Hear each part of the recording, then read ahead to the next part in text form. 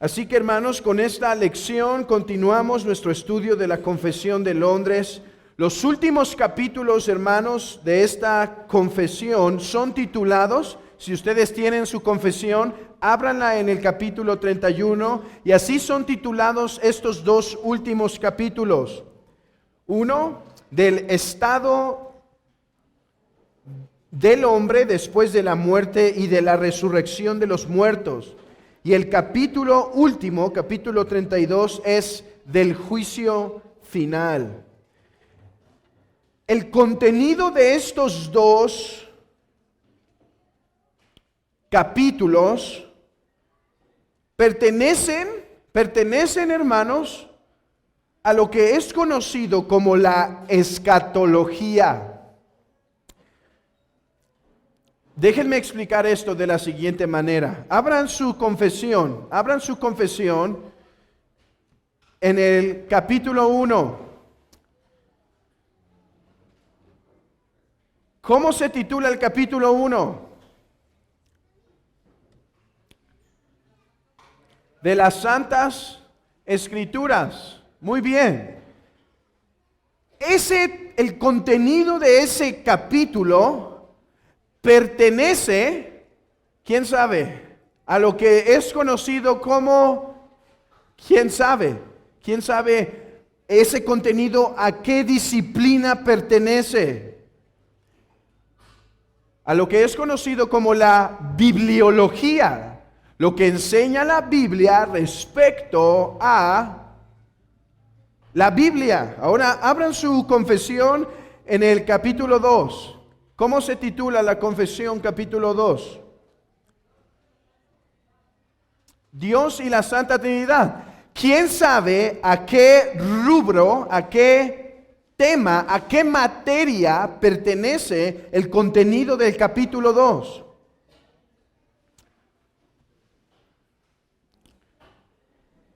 Teología propia, la doctrina de Dios, lo que la Biblia enseña respecto a Dios. ¿Ok? Ahora abran sus confesiones en el capítulo 16. A ver, abran sus confesiones en el capítulo 16. ¿Cómo se titula?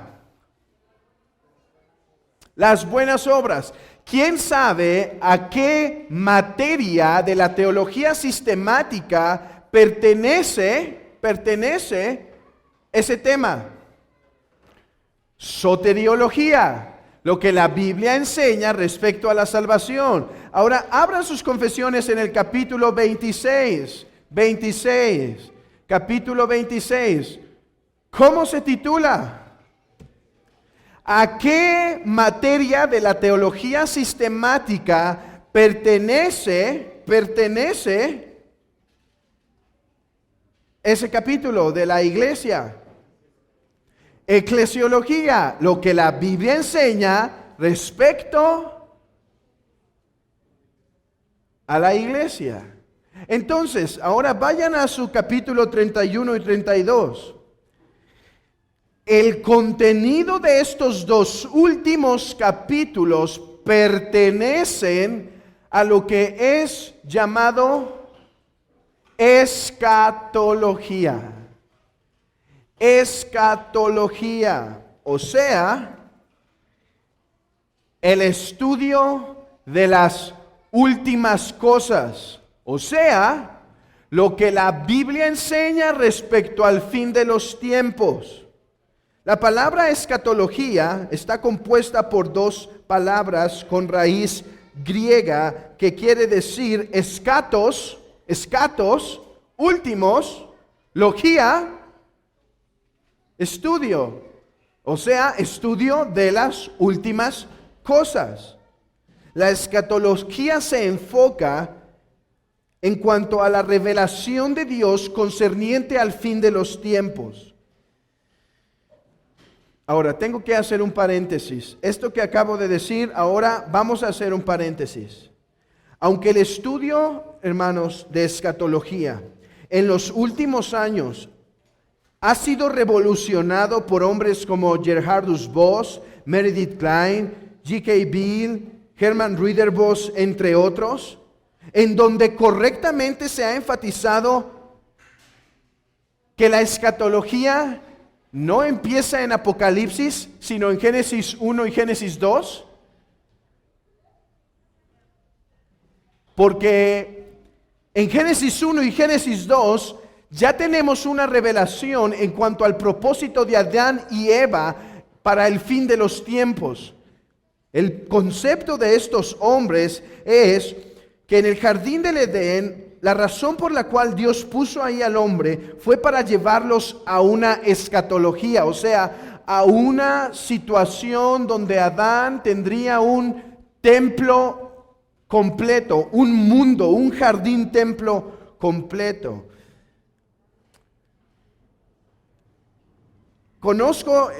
Creo que este desarrollo es correcto. Creo que no debemos ver la escatología simplemente como lo último que hay que decir.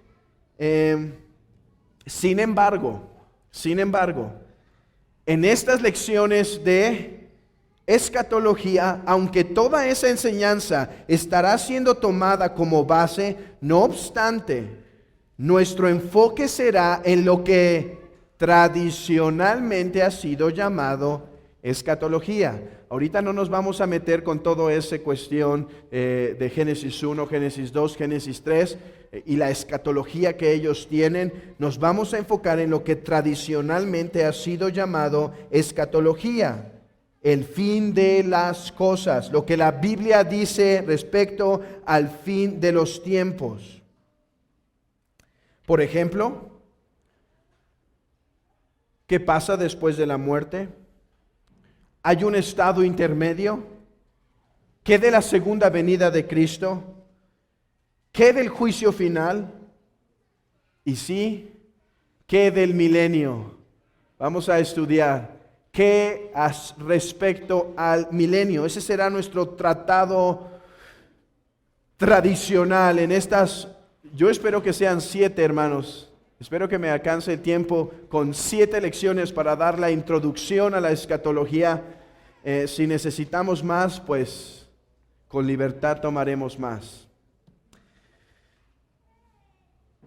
Quiero aclarar, hermanos, que el tema de escatología que vamos a ver es solamente una breve introducción. No nos enfocaremos quizá en muchos puntos de doctrina importantes. No es una serie exhaustiva, solo una serie introductoria, enfocada solo en algunos puntos particulares. Esto lo digo a manera de advertencia, hermanos, a manera de advertencia, porque es más que probable que después de estas 7 lecciones sobre una pequeña introducción a la escatología, muchas dudas no queden del todo resueltas. Me enfocaré solo en algunos puntos doctrinales. En primer lugar, vamos a terminar la confesión. En primer lugar, me voy a enfocar en los puntos de escatología que trata nuestra confesión. El día de hoy vamos a ver el estado intermedio. La próxima semana veremos la segunda venida de Cristo y vamos a demostrar que no hay tal cosa como un rapto oculto, como un rapto silencioso, y que todas esas películas que les mostraron en las iglesias evangélicas del fin de los tiempos y cómo metían al horno a unas personas y que si la persona era arrebatada en el avión y que se escondían después y que el diablo los perseguía. Les voy a demostrar que eso es más ciencia ficción que el mismo Hollywood.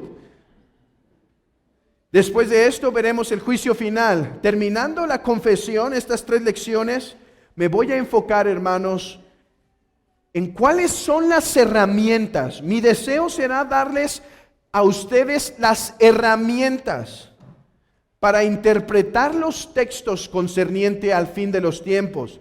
Vamos a tomar algunas lecciones, 1, 2, no sé, respecto a darles las herramientas para interpretar el milenio y demostrarles por qué no creo, como John MacArthur cree, de un futuro reino milenial donde se va a instaurar el templo. Entonces, quiero aclarar que no será absoluto, será solo un tema introductorio, escogiendo algunos puntos.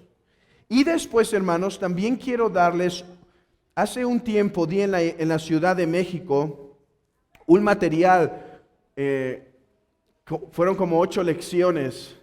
No voy a dar las 8 lecciones, solo voy a dar quizá una, que es cómo interpretar Apocalipsis. Di ahí una lección de 8 sesiones de cómo debemos interpretar Apocalipsis.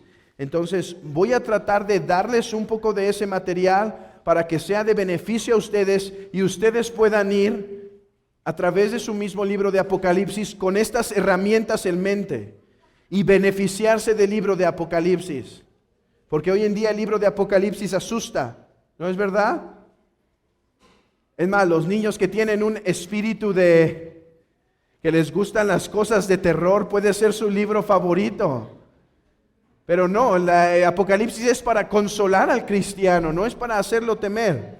Entonces, ¿queda claro, hermanos? Queda claro que esto es una introducción y que solo elegiremos algunos puntos. Antes de continuar formalmente con la lección, quiero recomendarles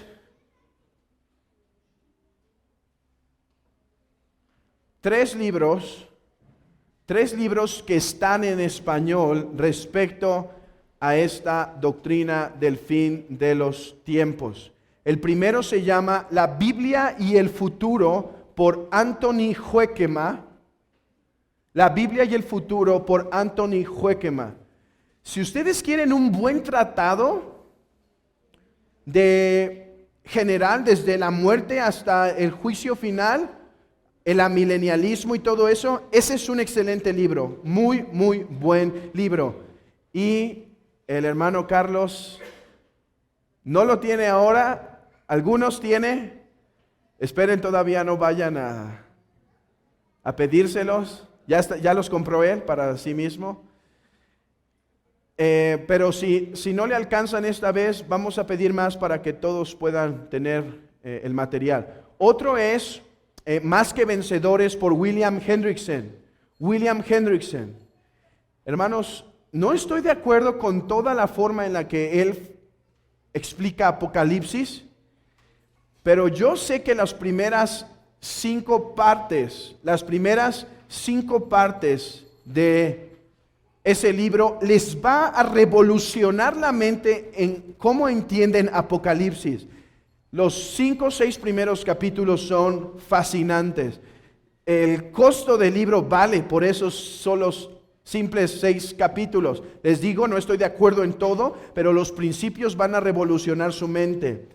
El otro libro que recomiendo es el libro de Sam Waldron, El fin de los tiempos. Se llama así, ¿verdad? ¿Hecho sencillo o eso no dice? El fin de los tiempos. El fin de los tiempos.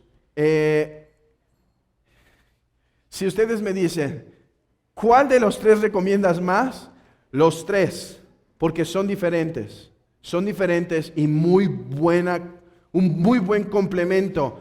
Si alguien quiere profundizar más, recomiendo que vea las 24 lecciones de Sam Waldron sobre la escatología que están gratis en el internet. Ok. Cuando hablamos de escatología, hay una frase común. ¿Para qué meternos en problemas con esas cosas? ¿Para qué tratar esas cosas? Esas son doctrinas de tercer grado. Ustedes saben, hermanos, hoy en día hay como ese tipo de división. ¿Han escuchado? Hay doctrinas primarias, por ejemplo, la Trinidad. Hay doctrinas quizás secundarias o terciarias, por ejemplo, la escatología. La escatología es un tema en donde no debemos dividirnos, debe haber paz entre nosotros. Y para algunos puede ser hasta un poco exagerado que la Confesión de Londres trate el tema de la escatología. Pero hermanos, quiero decirles que la escatología nunca ha sido considerada de manera completa como una doctrina de tercer o segundo grado. Hermanos, La escatología no es una doctrina de segundo o tercer grado. La escatología es una doctrina de primera importancia. Ahora, ¿hay doctrinas que nos deben dividir a verdaderos cristianos? Sí, pero hay otras cuestiones en la escatología que no son negociables, no son negociables. Déjenme demostrarles esto con lo que acaban de cantar. Si ustedes todavía tienen sus himnarios en la mesa, acabamos de cantar el credo de los apóstoles. El credo de los apóstoles es un resumen de la fe más sencilla, de la doctrina más sencilla. Creo en Dios Padre Todopoderoso, creo en Jesucristo, creo en el nacimiento virginal de Jesús, creo en la muerte de Jesús por medio de Poncio Pilato, creo en el Santo Espíritu, creo en la iglesia y dice, creo en la resurrección de los muertos. En un compendio de doctrina tan sencillo como es el credo de los apóstoles, aspectos de escatología ya son integrados como parte esencial de la fe cristiana. Así que no podemos tomar este tema como periférico. La escatología no es un tema terciario. Sí, hay parte de esa doctrina,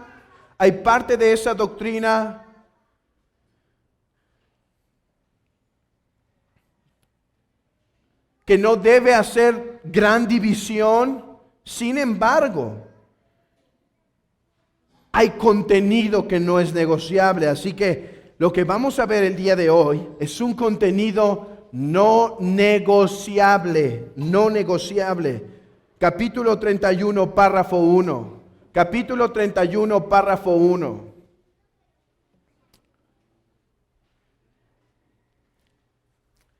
Dice la confesión: los cuerpos de los hombres vuelven al polvo después de la muerte y ven la corrupción, pero sus almas que ni mueren ni duermen, teniendo una subsistencia inmortal, vuelven inmediatamente a Dios que las dio. Las almas de los justos, siendo entonces perfeccionadas en santidad, son recibidas en el paraíso, donde están con Cristo y contemplan la faz de Dios en la luz y gloria. Esperando la plena redención de sus cuerpos, las almas de los malvados son arrojadas al infierno, donde permanecen atormentadas y envueltas en densas tinieblas, reveladas para el juicio del gran día. Fuera de estos dos lugares, para las almas separadas de sus cuerpos, las Escrituras no admiten ningún otro lugar. El tema principal de este párrafo es: ¿qué sucede al hombre? ¿Qué sucede al ser humano después de morir? ¿Qué pasa con su alma? ¿A dónde va? ¿Qué hace su alma? ¿En qué estado se encuentra?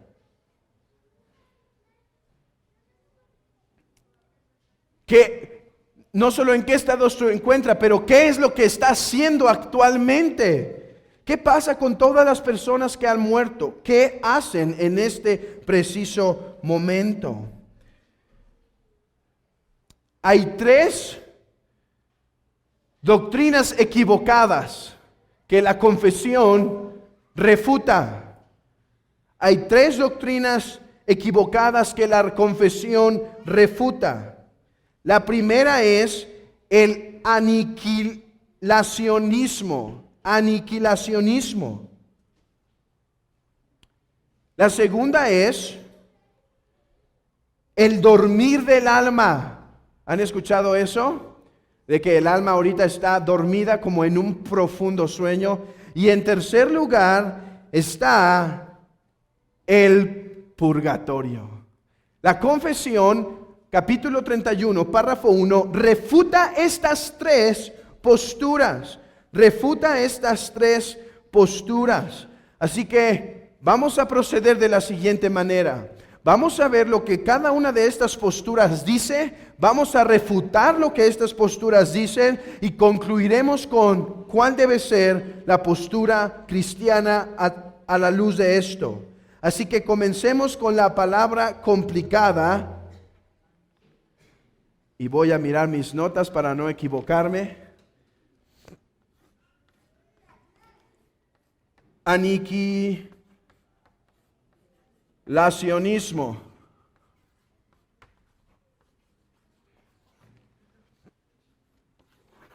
Esta es la primer herejía que refuta la confesión. Escuchen lo que dice la confesión.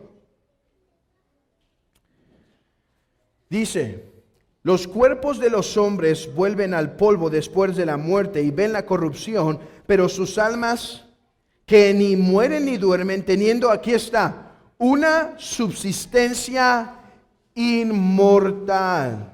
Inmortal. Dentro de las desviaciones más graves en cuanto a la condición o el estado del hombre después de morir es el aniquilacionismo. Este enseña una aniquilación del alma. O sea, que el alma es destruida.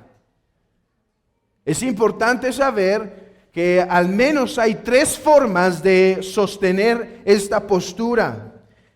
Está lo que llamaríamos un aniquilacionismo material, lo que hoy enseñan en las universidades, cuando la gente muere, simplemente desaparece porque el hombre es pura materia. Hay otro tipo de aniquilacionismo que es llamado condicional. Esto es interesante. Dice esto: todos los hombres tienen un espíritu, pero el espíritu no es inmortal. Entonces, cuando mueren, el espíritu se destruye. Pero en el día del juicio, a los hombres que hicieron bien, que sus almas y sus cuerpos ahora están destruidos, a ellos se les regresará a la vida y les darán inmortalidad. Eso es el aniquilacionismo condicional. Es condicional porque te destruyen si no haces el bien. Hay otro, que es el aniquilacionismo propio, así se llama, aniquilacionismo propio. Y este enseña lo siguiente, y si ustedes han escuchado el nombre de alguien llamado John Stott, ¿alguien ha escuchado ese nombre? John Stott tiene un buen libro respecto a la cruz de Cristo, un libro en general, lo que entiendo sano en general. Pero John Stott creía este aniquilacionismo propio, y él dice más o menos dice esto: el hombre tiene un espíritu inmortal, así que después de morir no se destruye por sí mismo, pero, aquí está su argumento, un Dios de amor sí puede castigar por un tiempo a las almas inmortales, pero después las va a destruir. Porque un Dios de amor no puede permanecer por siempre dando castigo.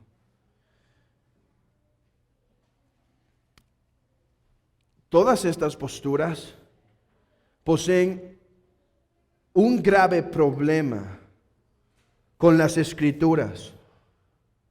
Pues las Escrituras revelan que el hombre se encuentra compuesto de alma y de espíritu. De alma y de espíritu. Y el espíritu posee, según el libro de Eclesiastés, eternidad. Pusiste eternidad en el corazón del hombre. El que más nos preocupa, la postura que más nos preocupa, no es el aniquilacionismo material. Eso es lo que la gente está diciendo afuera de la iglesia. Lo que nos preocupa es el aniquilacionismo condicional o el propio, aquel que habla que por un tiempo puede morir y después Dios da vida eterna, o después de un tiempo Dios destruirá a esas personas. Esto produce hermanos, una deformación del Evangelio. Porque si no hay un castigo eterno, podríamos decir como dijo el apóstol Pablo, comamos y bebamos porque mañana moriremos. En lugar del castigo eterno, el aniquilacionismo cree que los incrédulos no experimentarán una eternidad de sufrimiento en el infierno, sino que más bien serán extinguidos después de la muerte. Muchos de estos hombres no creen en un infierno literal, algo que tiene problemas con la Escritura. La respuesta bíblica ante esta desviación es, en primer lugar, que debemos enfatizar que esta postura tiene una mala concepción de quién es Dios. Estaba leyendo un libro justamente de puro aniquilacionismo, una crítica a ellos. Y empezaba diciendo esto: el problema empieza que tienen una mala postura de quién es Dios. No conciben la santidad y la justicia de Dios como para que alguien que peca contra un Dios justo tenga que castigar eternamente. ¿Por qué Dios tiene que castigar eternamente? Esa es su pregunta. ¿No es un Dios de amor? Entonces, ¿cómo puede pasar una eternidad haciendo sufrir a las almas en el infierno? La respuesta es que todo lidia no tanto en el pecado que se comete, pero contra quién se comete. La santidad, la dignidad y la justicia de Dios es un pecado, el pecado es tal para con la santidad y la justicia de Dios, hermanos, que una sola mentira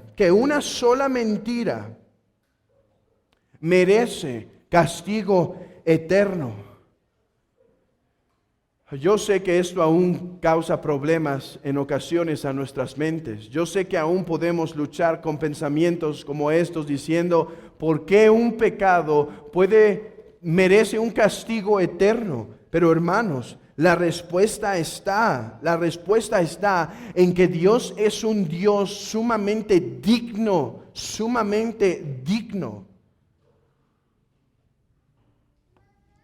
Miren lo que dice Tesalonicenses: porque es justo delante de Dios pagar con tribulación a los que os atribulan, y a vosotros que sois atribulados daros reposo con nosotros, cuando se manifieste el Señor Jesús desde el cielo con los ángeles de su poder, en llama de fuego, para dar retribución a los que no conocieron a Dios, ni obedecen al Evangelio de nuestro Señor Jesucristo, los cuales sufrirán pena de eterna perdición, excluidos de la presencia de Dios y de la gloria de su poder, cuando venga en aquel día para ser glorificado en sus santos y ser admirado en todos los que creyeron, por cuanto nuestro testimonio ha sido creído entre vosotros. El punto es, Dios va a castigar, según Tesalonicenses, eternamente a los que rehusaron creer el Evangelio. ¿Por qué un Dios de amor tiene que castigar eternamente a los hombres que contra Él pecan? Porque este Dios de amor es un Dios de suma dignidad. Su persona es tan excelsa y tan elevada, tan alta, que un solo pecado trae ruina eterna. Trae ruina eterna.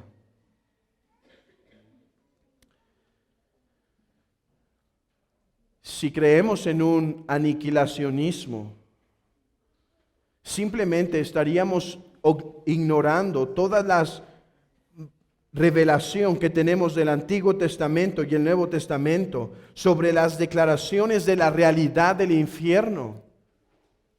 Hermanos,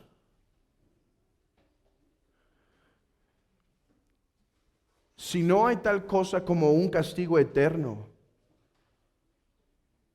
no hay razón por la cual advertir al pecador. Su alma será destruida. Su alma será destruida. No, es por cuanto su alma no será destruida, por cuanto ésta vivirá eternamente en un castigo eterno, que necesitan huir al Señor Jesucristo.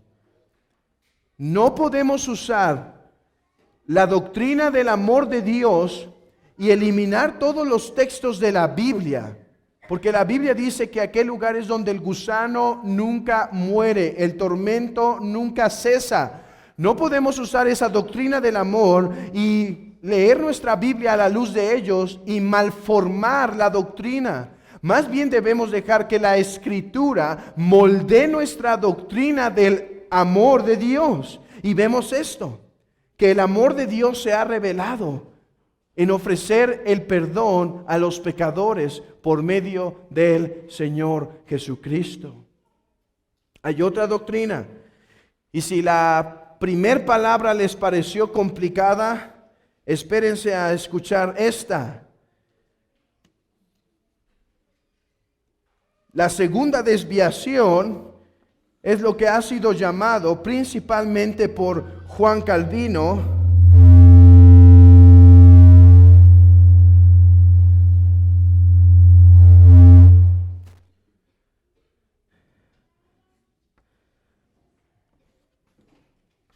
psicopaniquia.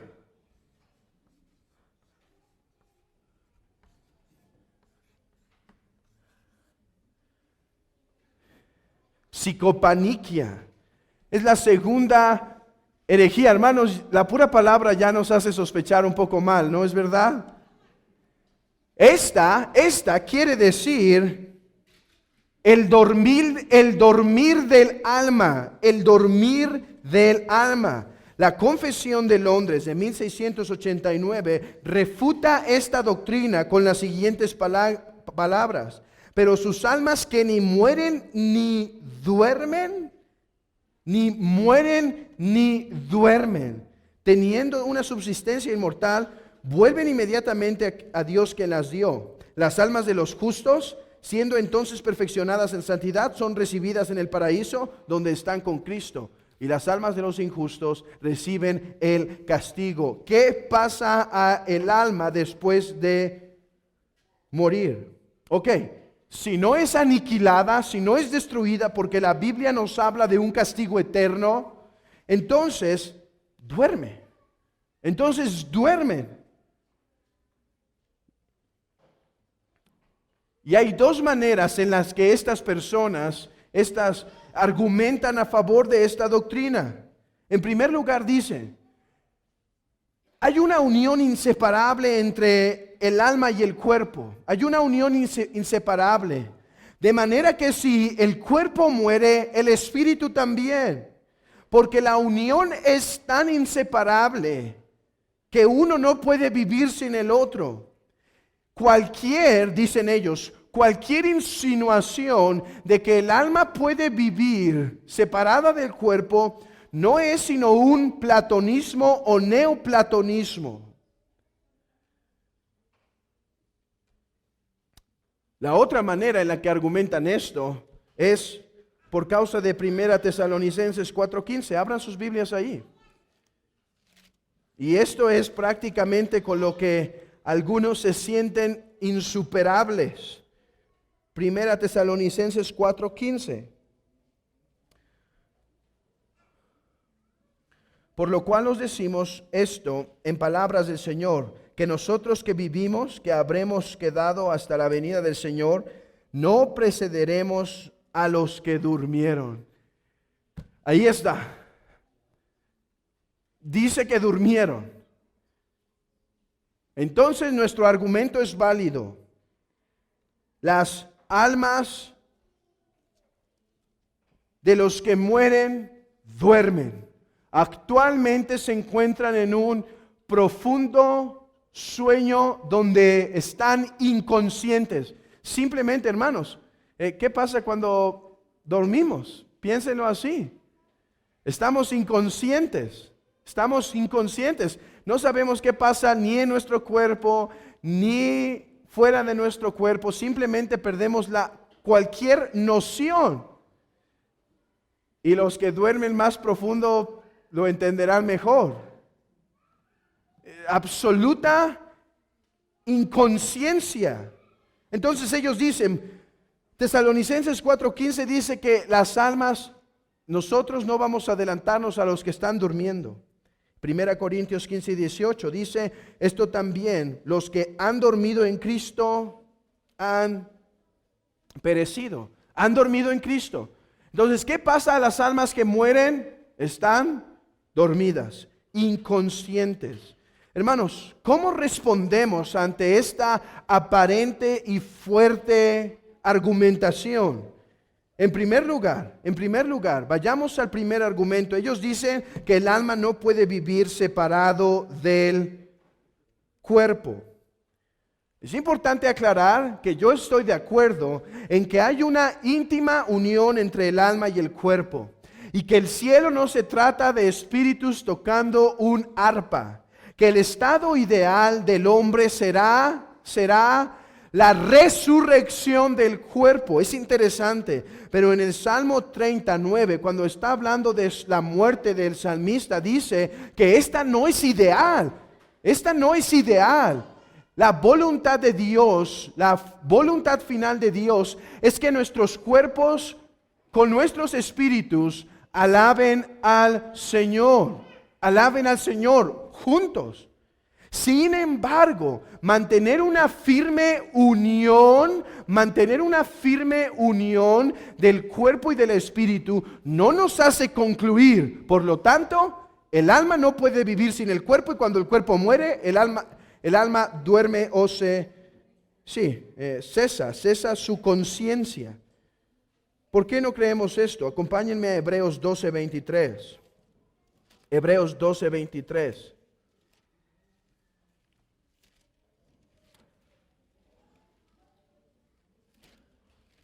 Hebreos 12:23 dice así: a la congregación de los primogénitos que están inscritos en los cielos, a Dios, el juez de todos, a los espíritus de los justos hechos perfectos. El apóstol de Hebreos hace mención de unos espíritus conscientes, Acompáñenme a Apocalipsis 6:9. Apocalipsis 6:9. Cuando abrió el quinto sello, vio bajo del altar las almas de los que habían sido muertos por causa de la palabra de Dios y por el testimonio que tenían. Y clamaban a gran voz diciendo: ¿hasta cuándo, Señor santo y verdadero, no juzgas y vengas nuestra sangre en los que moran en la tierra? Noten esto. Estos espíritus tienen conciencia no solo de sí mismos, sino de lo que pasa fuera de ellos, y se encuentran alabando y adorando al Señor. Entonces, mantener una firme postura de que el cuerpo y el espíritu, la voluntad final es su unión, no implica que el alma no puede vivir sin el cuerpo. No implica que el alma no puede vivir sin el cuerpo. Ahora, que en cuanto a su argumento tan fuerte, y pongo esto entre comillas, tan fuerte, en cuanto a Tesalonicenses 4 y 1 Corintios 15. El primer punto es que debemos tomar en cuenta que estos pasajes no dicen que el alma duerme, dice que toda la persona está durmiendo. ¿A qué voy? Está usando un lenguaje figurado no para hablar solo del alma. Está considerando al hombre completo como uno que duerme.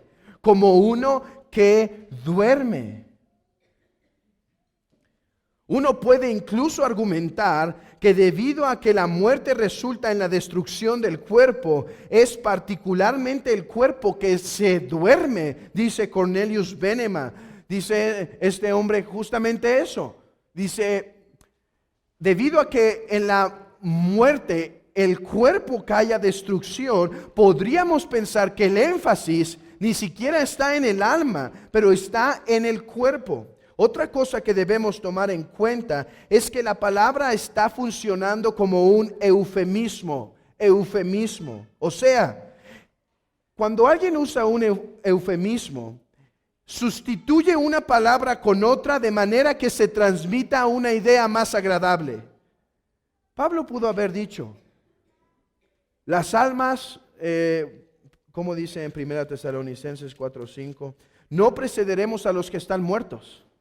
No precederemos a los que están muertos. Pero el propósito de Pablo al escribir esa epístola es alentarlos a que no estén tristes. Entonces, usa la palabra dormir como una palabra, como un sinónimo que aligera la gravedad de la muerte para el cristiano.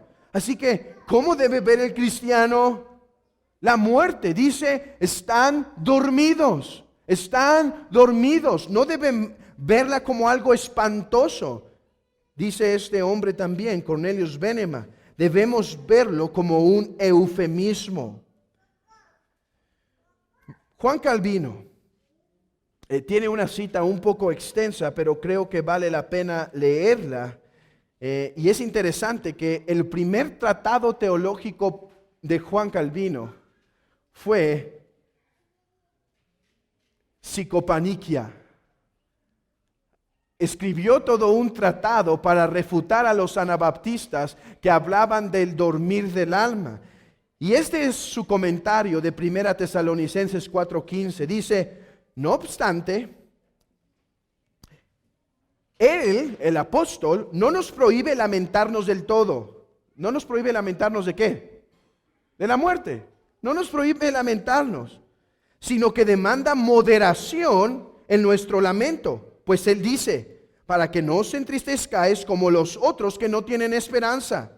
Él les prohíbe entristecerse como los incrédulos, que dan rienda suelta a su lamento, porque ven la muerte como la destrucción final y se imaginan que todo lo que se va de este mundo perece. Por otro lado, debido a que los creyentes saben que se van del mundo para que sean al final reunidos en el reino de Dios, no tienen el mismo motivo para lamentarse. Es por ello que el conocimiento de una resurrección es el medio para un lamento moderado. Él habla de los muertos como dormidos, conveniente con la práctica común de la Escritura. Un término, escuchen, un término por el cual la amargura de la muerte es mitigada, o sea, eufemismo.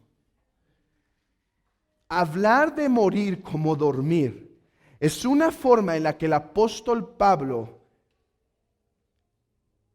mitiga la amargura de la muerte. Pues hay una gran diferencia entre dormir y la destrucción. Sin embargo, se refiere no al alma, sino al cuerpo. Pues el cuerpo muerto yace en la tumba como en un sofá. Bueno, esta traducción me ayudó a hacerla a un hermano y creo que la palabra sofá, no sé si era lo que tenía en mente Juan Calvino, pero en una cama. Hasta que Dios levante a los hombres. Por tanto, aquellos que infieren de esto que el alma duerme, actúan de forma necia. Actúan de forma necia. Toda persona muerta permanece en un estado consciente. Permanece en un estado consciente. Hermanos, uno de los textos más claros respecto a esto es Lucas 16. Ustedes saben lo que pasa en Lucas 16. Está Lázaro y el rico, y Lázaro y el rico están en una conciencia. Ambos tienen una conciencia de lo que pasa en el mundo, los que pasa en ellos en ese momento.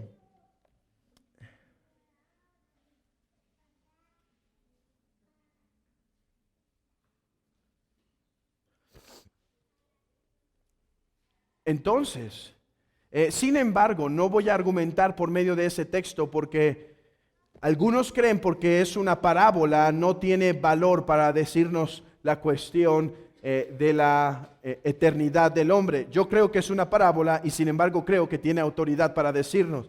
Pero hay otros textos, por ejemplo, Mateo 10:28 que dice, y no temáis a los que matan el cuerpo, mas el alma no pueden matar. Temed más bien a quien que puede destruir el alma y el cuerpo en el infierno. Noten eso. El punto del Señor no es que no temamos a los que nos pueden dañar físicamente, sino aquel que nos puede hacer sufrir eternamente, aquel que nos puede lastimar continuamente.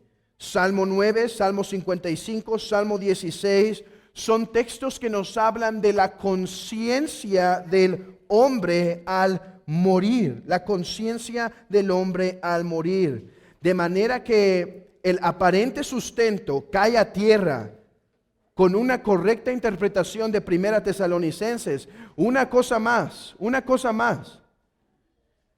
Noten que en Primera Tesalonicenses 4 y Primera Corintios 15 es del cristiano que se está hablando, no de todos los hombres. Es del cristiano que se habla, no de todos los hombres. Dice, nosotros no precederemos a los que durmieron. Y después dice, los que murieron en Cristo duermen.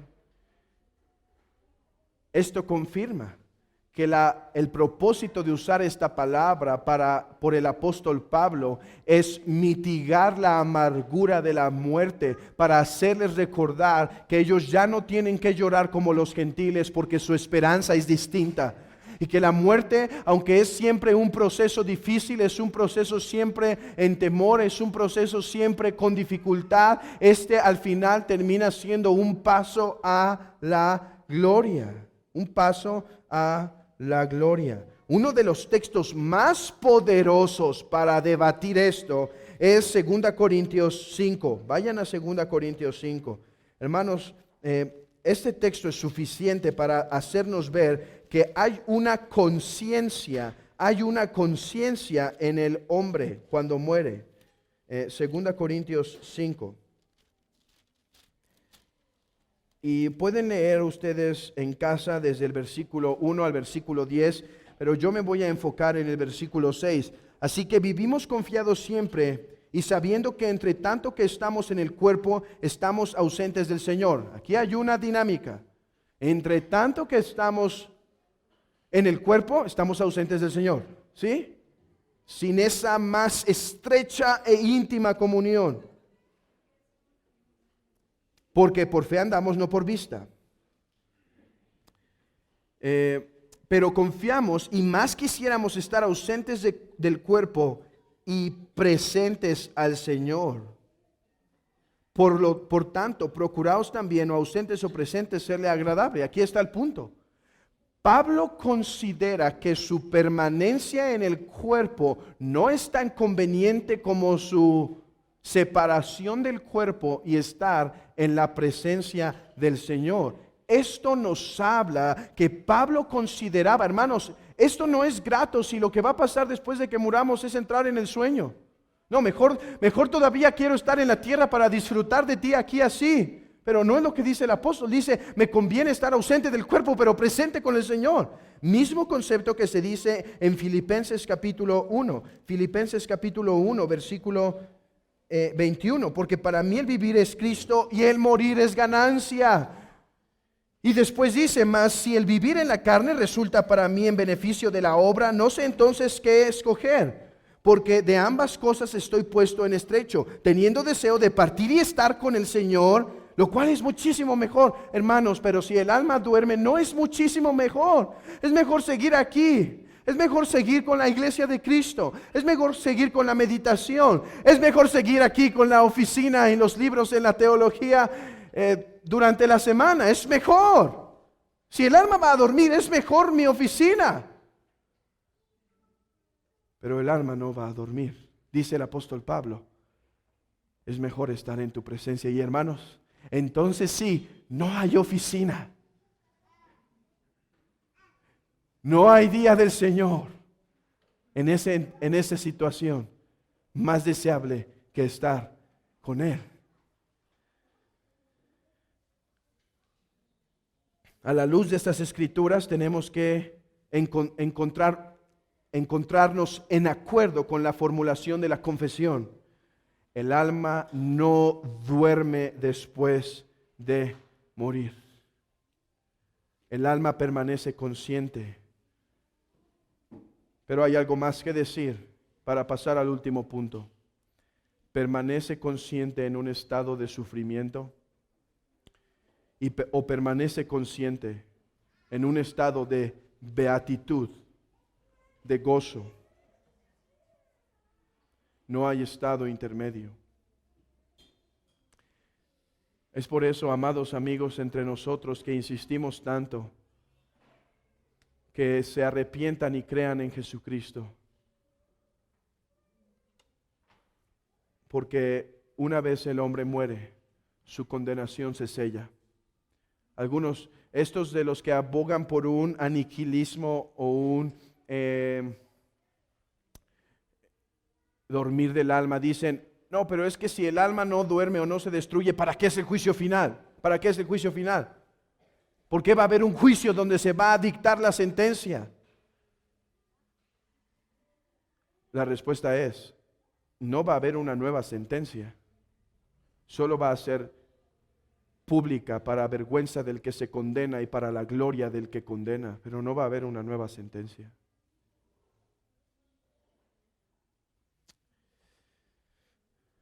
Así que no duerme, el alma no se destruye, no duerme, permanece consciente en sufrimiento o en beatitud. Y hay otro tercer punto, el purgatorio.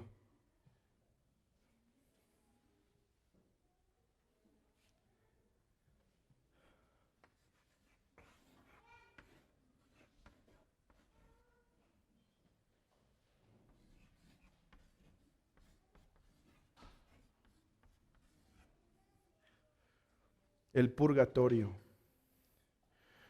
Una breve historia del purgatorio nos hace poner nuestros ojos en modo de sospecha, ya que aparte de Orígenes, el cual habló de una preparación antes de ir al cielo, aparte de Orígenes, no hay otro tratado en la historia de la iglesia sobre el purgatorio.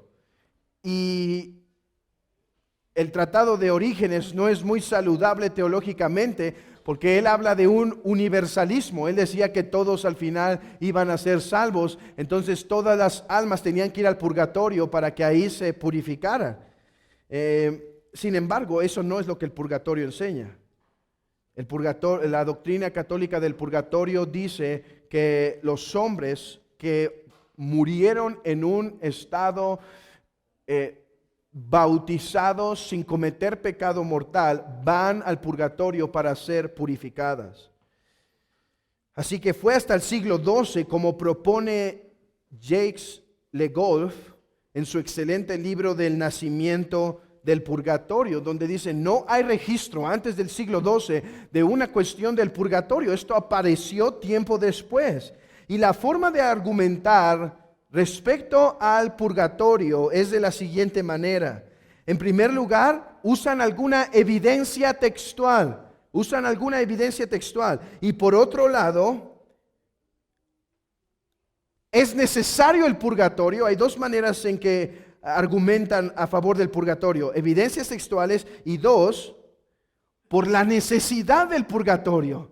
Si tú crees todo el sistema romano de salvación, necesitas un purgatorio. Entonces comencemos en primer lugar viendo la evidencia textual. Ellos citan tres textos principales: Macabeos 12, segunda de Macabeos 12. ¿Por qué se ríen? Abran sus Biblias en segunda Macabeos 12, por favor. Mateo 10 y 1 Corintios 3.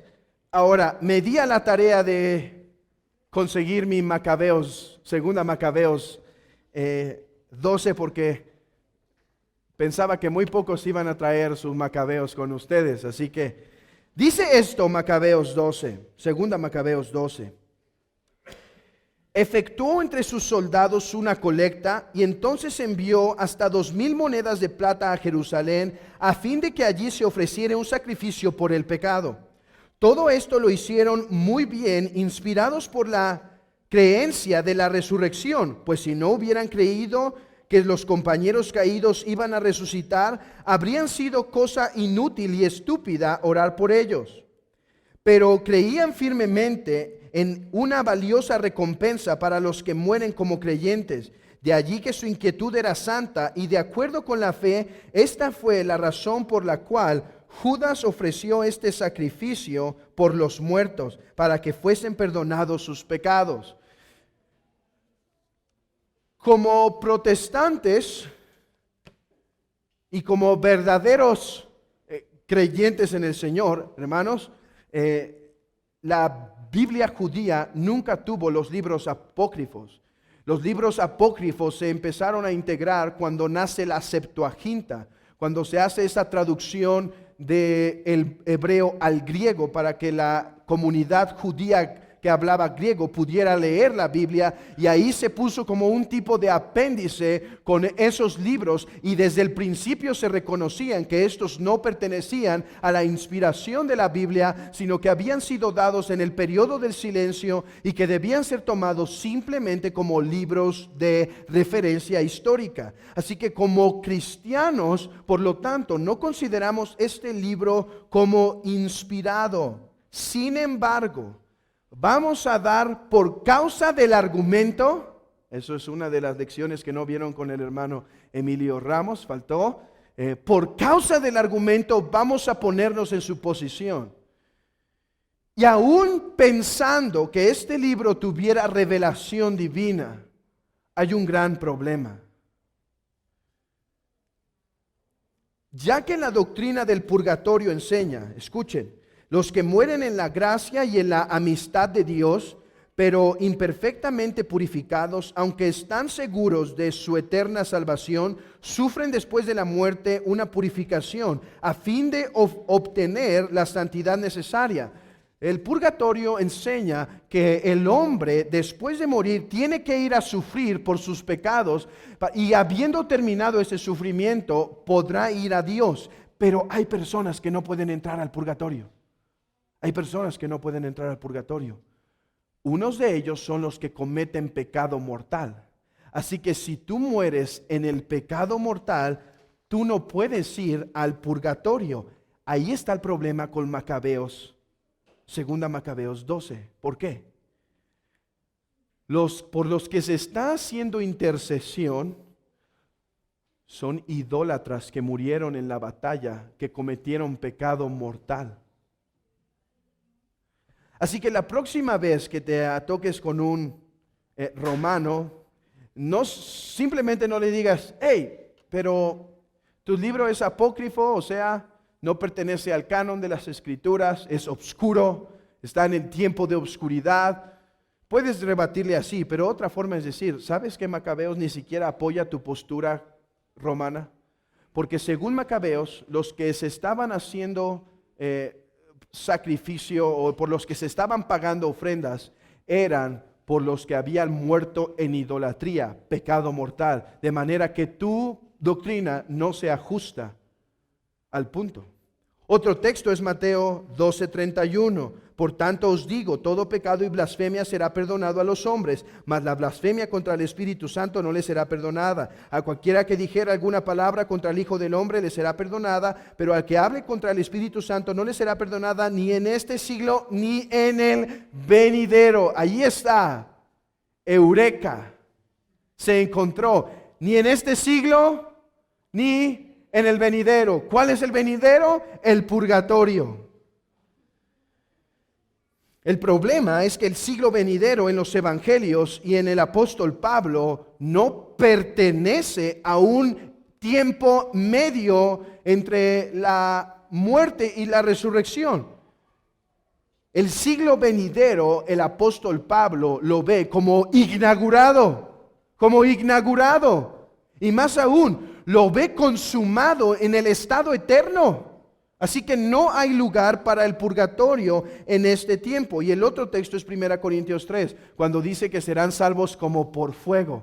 Entonces, el purgatorio se trata de ir a quemar las asperezas. Así que cuando dice el apóstol Pablo, será salvo como por fuego, no está hablando de una purificación completa. Está hablando de que apenas por decirlo de una manera. Serás salvo en un estilo de una vergüenza. Así que hemos visto, no hay argumento bíblico, escritural. Y peor aún, o no peor aún, pero añadido a ese gran error, distorsiona la verdadera doctrina. Hermanos, el purgatorio es necesario para un romano. Porque noten esto, todos nacemos en pecado original. En el bautismo recibimos un tipo de gracia que nos capacita para que a partir de ahí nosotros empecemos a construir nuestras buenas obras. Vamos a ponerlo así. Imagínense que hay un terreno con muchas montañas, muchos baches. Todos nacemos así, de tal manera que nada se puede fincar, nada se puede fincar. En el bautizo lo que se hace es que se limpia todo eso, se limpia. Los romanos, ¿sí? No, o sea, estoy diciendo la doctrina romana, ¿sí? Se limpia y entonces lo deja limpio para que nosotros con buenas obras, con la penitencia, con la confesión, con la comulgación y los 6 otros sacramentos hasta lo que es la extrema unción antes de morir, podamos edificar todas esas buenas obras. Pero hubo cosas que no se limpiaron bien, hubo edificios que no se construyeron, así que te envían al purgatorio para que eso se termine de limpiar y se termine de construir. Eso afecta la doctrina del único sacrificio de Jesucristo. Hermanos, no hay un lugar después de la muerte que es necesario ir para terminar de pagar por nuestros pecados. No hay un lugar. La muerte de Cristo ha quitado todo pecado de entre nosotros, hermanos. Cristo nos ha dado una justicia forense. Cristo nos ha dado una justicia forense. Y no hay necesidad de el pago de nuestros pecados. Así que no solo contradice, o no solo no tienen base escritural, contradicen otras claras escrituras, como que el perdón de los pecados puede venir porque nosotros sigamos sufriendo un poco más. Conclusión: creemos en la vida eterna después de la muerte, que implica que después de muertos permanecemos en un estado consciente, disfrutando de la vida eterna para los que están en Cristo y sufriendo de la pena para los que no. Tiempo que es intermedio para la plena consumación de las cosas, en donde recibiremos cuerpos glorificados para alabar eternamente al Señor. Esto es lo que se ha llamado como la postura bíblica o reformada de el estado intermedio. El estado intermedio. Terminemos con las palabras del Catecismo de Heidelberg. ¿Qué consuelo te da la resurrección de la carne? Que no solo mi alma después de esta vida será llevada al mismo instante a Cristo. ¿Pueden ver? ¿Qué te da el aliento de la resurrección de la carne? Dice, no solo que en cuanto muero voy con Cristo, su cabeza, sino que también esta mi carne, siendo resucitada por la potencia de Cristo, será de nuevo unida a mi alma y hecha conforme al glorioso cuerpo de Cristo. Hermanos, esta es nuestra esperanza. Como he dicho, estas semanas, el Señor nos ha permitido experimentar en carne propia, la cercanía de la muerte. Y creo que recordar estas palabras son de consuelos. Son de consuelo de que los que han muerto no duermen inconscientes, sino que están más vivos que nunca en la presencia del Señor. Y que nosotros no precederemos en la resurrección a ellos. Y ese será justamente el tema de la próxima semana. La resurrección del cuerpo y la segunda venida de Cristo. Hermanos, que el Señor consuele a su iglesia con esta palabra y que sea de bendición para el cuerpo de Cristo y temor del incrédulo.